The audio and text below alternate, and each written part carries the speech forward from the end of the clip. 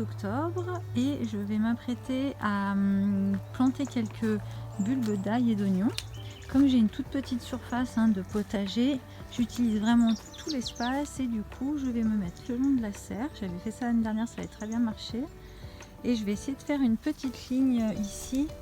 Donc je viens de préparer, de gratouiller un peu le dessus de la terre.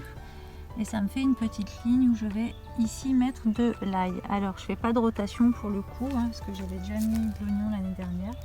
Mais vu l'espace que j'ai pas vraiment trop le choix, on va dire. Parce qu'après, c'est des cultures qui restent quand même en place jusqu'au mois de juillet. Donc qui prennent un certain espace et assez tard. Donc, pour laisser de la place aux cultures de printemps, je choisis de les mettre où je peux en fait. Voilà. Alors là j'ai choisi d'acheter en fait des têtes d'ail en jardinerie parce que les expériences que j'ai fait auparavant en fait avec mon propre ail ou des têtes d'ail achetées en magasin bio par exemple, ça n'a pas été très convaincant. Ça me faisait juste des têtes au final un peu moins belles, donc je me suis dit allez, je me fais plaisir, je vais acheter de l'ail. Après c'est assez cher honnêtement, le filet là je l'ai payé presque 15 €. Donc vous pouvez tout à fait le faire avec de l'ail que vous avez chez vous, de l'ail de votre jardin dont vous récupérez les plus belles gousses ou de l'ail que vous achetez en magasin bio ou chez le maraîcher. Voilà, vous n'êtes pas obligé d'aller acheter en jardinerie et vous n'êtes pas obligé d'avoir un filet aussi gros aussi. Donc du coup, si vous voulez faire juste un petit essai, vous pouvez tout à fait vous dépanner autrement. Donc je vais garder les têtes qui sont les gousses qui sont sur le pourtour parce qu'elles sont vraiment jolies. Et du coup j'aurai plus de chances d'avoir des jolies têtes. Après on a les plus petites gousses qui sont à l'intérieur, comme celle-ci, vraiment plus petite si je compare. Mais du coup forcément ça donne des plus petites têtes mais qui sont tout à fait bonnes et comestibles et voilà. C'est juste que moi j'ai pas beaucoup de place, du coup je préfère mettre les plus belles et puis garder les autres pour les manger. Donc tout simplement je viens juste les enfoncer dans la terre qui est assez meuble. Et juste pour la petite histoire, ici c'était on a mis la serre l'année dernière et j'avais de la terre très argileuse, des espèces de cailloux tout durs là que j'ai mis le long de la serre avec du paillage, ce genre de paillage, les déchets verts en fait, les déchets entre guillemets du potager et un petit peu de paille. Et au final là juste en ayant mis les oignons, ça donne quand même une terre beaucoup plus meuble, mais bon, c'est pas encore une terre exceptionnelle, mais ça va très bien pour ce que je suis en train de faire. Donc voilà, là on voit les têtes d'ail, les gousses d'ail, je vais pas y arriver, et j'ai fait ma petite ligne comme ça.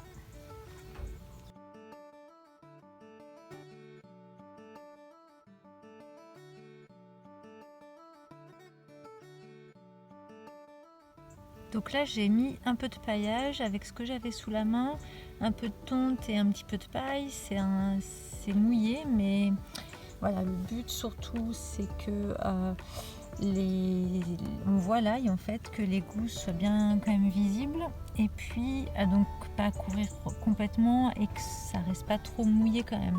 Donc là j'espère juste qu'avec la pluie qu'ils annoncent ça va aller.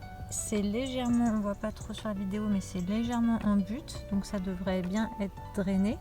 Après surveiller, et puis si c'est trop mouillé je rajouterai tout simplement de la paille sèche cette fois, voilà, de la paille propre entre guillemets, à suivre, à voir, à surveiller.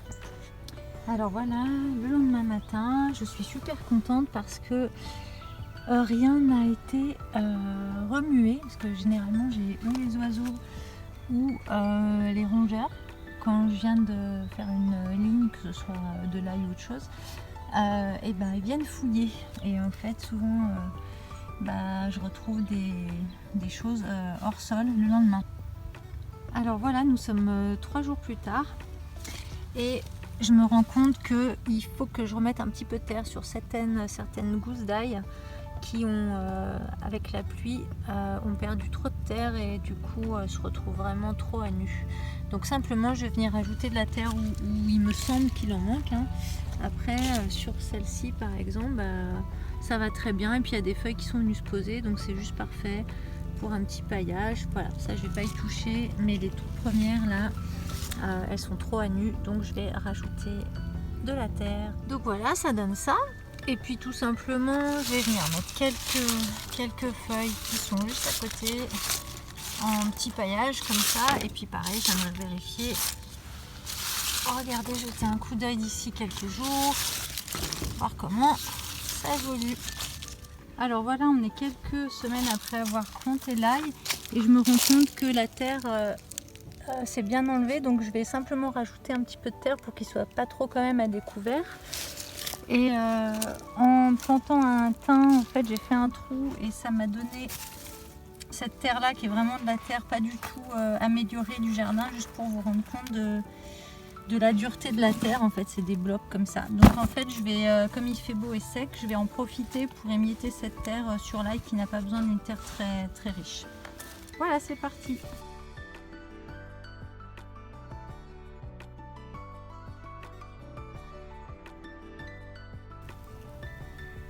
Alors voilà, après avoir recouvert avec un peu de terre, ça donne ça. Il y a déjà un petit peu les germes qui sont là, qui sortent. Et là, je vais pailler pour éviter que la terre s'enlève à nouveau avec les pluies. Et du coup, voilà le résultat après un petit paillage. Donc ça, c'est de la paille qui vient du poulailler. Voilà, à suivre.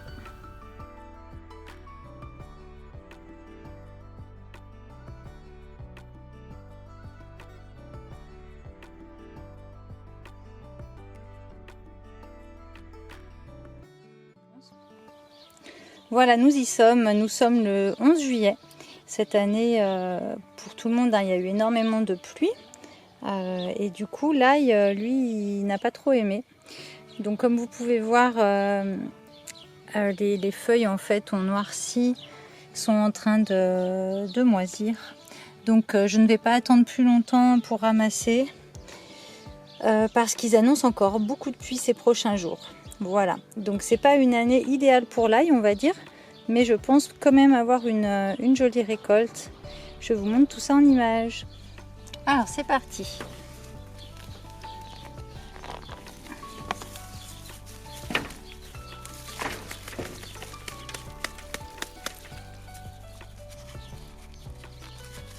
Donc ce que je vais faire, c'est que comme on voit c'est très mouillé ici.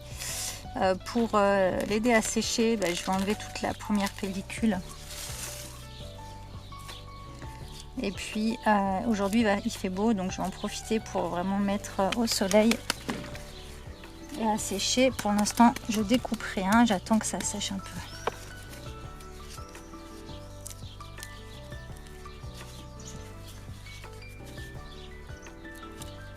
Ça devrait quand même le faire. Après, c'est pas, comme je vous dis, c'est pas une année parfaite pour l'ail.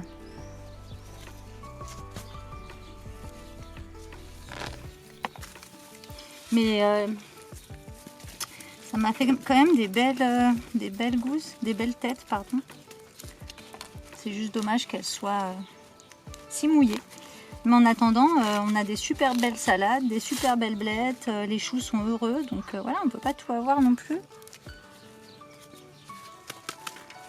Les fraises aussi, c'était génial cette année.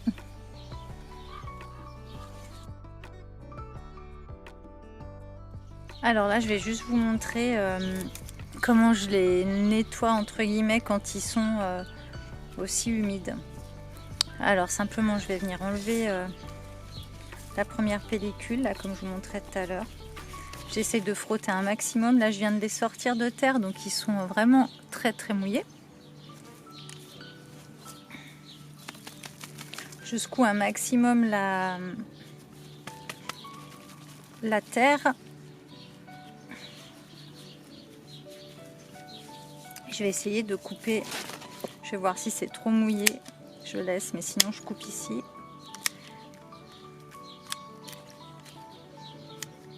Dans l'idéal, j'aurais aimé les laisser sécher plusieurs jours au soleil avant de faire ça.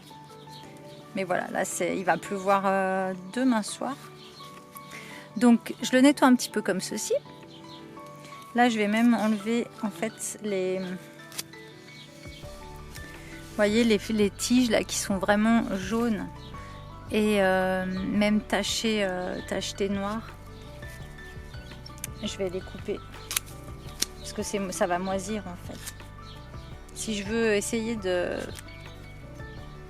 d'obtenir quelque chose quand même de ces récoltes, je vais devoir vraiment les faire sécher rapidement. Elles sont saines, hein, mais les feuilles et puis la première pellicule commence à moisir. Et je mets dans un petit carton qui va aller au soleil après. Donc je ne vais pas tous vous les montrer parce que mine de rien, j'en ai quand même pas mal. Donc voilà, simplement. Et puis tout ce que je récupère, j'enlève là, ça ira au compost. Là clairement c'est trop mouillé.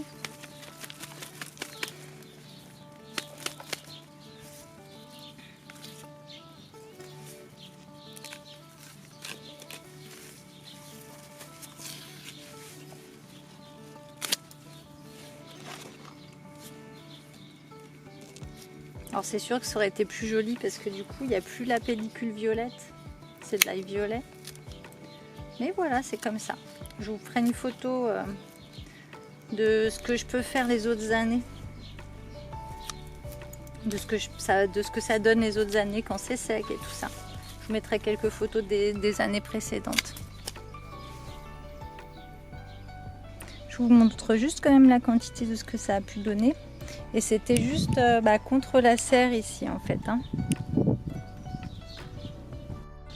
Donc voilà ce que ça donne. Alors c'est une récolte quand même assez sympa pour l'année compliquée qu'on a eue. Enfin compliquée, l'année mouillée qu'on a eue pour l'ail. Je suis assez contente parce qu'autour de moi c'est vrai que j'entends beaucoup que l'ail a complètement moisi.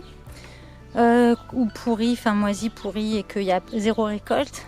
Donc je suis assez contente, surtout que j'en ai encore une toute petite récolte que j'ai fait il y a quelques jours, que j'ai fait une autre vidéo à ce sujet parce que j'avais récolté un peu précocement on va dire. Et d'où l'intérêt vraiment en fait quand vous cultivez de l'ail de le mettre sur une butte. Hein. Parce que du coup moi j'avais légèrement surélevé et ça a quand même fait une petite différence et du coup je vais quand même avoir quelques belles têtes. Alors cette année je vais pas faire de tresse. Ça va pas être de l'ail qui va se conserver très longtemps parce que voilà il a été très mouillé, la première couche était presque moisie, donc c'est pas ces têtes-là qu'on va conserver, mais c'est tout à fait propre à la consommation. Ça sent très bon, il est sain, il est bon, il va bien sécher. Simplement, il va falloir le consommer. Je ne vais pas pouvoir le garder un an et demi comme je fais avec les autres d'habitude. Et puis, juste pour vous montrer, j'ai mis toutes les tiges, même si c'est moisi. Si c'est taché, moi je mets tout en paillage de surface, il n'y a aucun problème, j'amène rien à la déchetterie. Et là le long j'avais mis des oignons, donc bon avec la pluie les tiges se sont couchées et je vais pas les récolter tout de suite, je vais les laisser un petit peu grossir. Ils sont pas très très volumineux mais ils sont bien. Et puis on va les récolter surtout au fur et à mesure de la consommation. C'est pareil, je vais pas les conserver. Celui-là était vraiment joli déjà. Donc voilà. Donc ça, ail et oignon cette année c'était moins abondant que les autres années. Mais encore une fois, on a eu plein d'autres récoltes très abondantes grâce à la pluie. Voilà, la vidéo est terminée, j'espère qu'elle vous a plu. Je finis sur ces petites images du jardin où tout est vraiment magnifique grâce notamment à toute cette eau qu'on a eue. Donc je ne m'en plains vraiment pas parce que ça profite vraiment à plein d'autres cultures. L'ail non, mais plein d'autres cultures. Je vous montre là, ça c'était une petite blette spontanée. Les choux, le chou là il est devenu énorme, chou-fleur. Ici les blettes, elles sont magnifiques, j'en ai récolté hier en plus. Hein. Donc vous voyez un petit peu ce que ça peut donner. Et puis la lasagne qui a explosé avec la super belle courgette. J'ai du topinambour mais spontanée, mais bon, je l'ai laissé, des tournesols, etc. Voilà, j'espère que la vidéo vous a plu. Si ce n'est pas déjà fait, je vous invite vraiment à vous abonner, ça me ferait très plaisir. Et puis à mettre un petit j'aime si vous avez envie. N'hésitez surtout pas également à mettre un commentaire, à me poser des questions. Je suis toujours très contente de pouvoir y répondre quand j'ai la réponse. Et donc je vous dis à très vite pour d'autres vidéos. Ciao!